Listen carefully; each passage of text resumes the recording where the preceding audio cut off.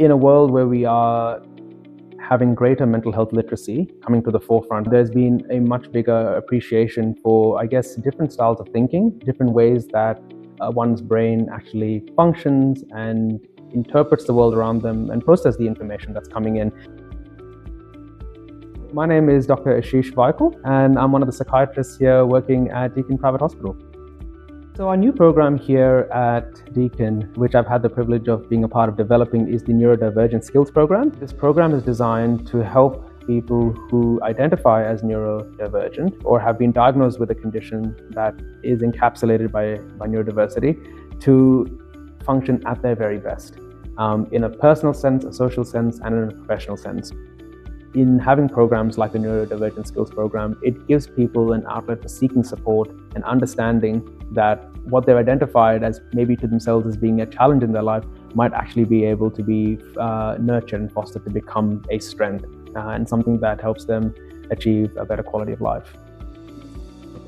So a typical day with the Neurodivergent Skills Program could include a group session which is focused around certain skills. It could be a DBT focus where there might be understanding how to be more mindful about one's own mental state and emotions, regulating those emotions more effectively, tolerating distress with greater capacity, and navigating complex relationships. So there will be a focus around enhancing skills in social engagement and communication.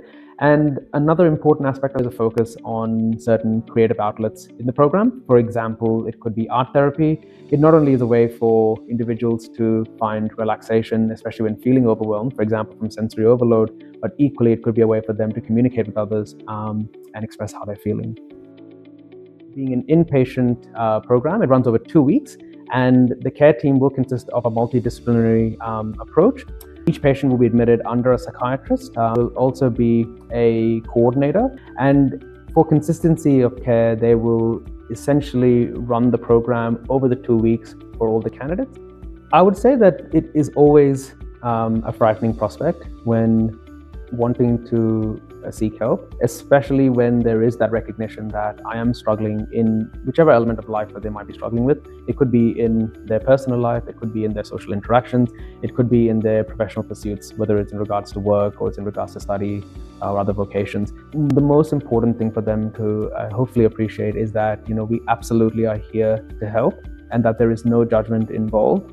In terms of even when thinking of what neurodivergence represents, I like to say that really it is on the spectrum of all possibilities of the way that the brain can think and process information and perceive the environment around them, and that there might be challenges involved when there is, I guess, some differences from what we might term as neurotypical, but there are also strengths as well.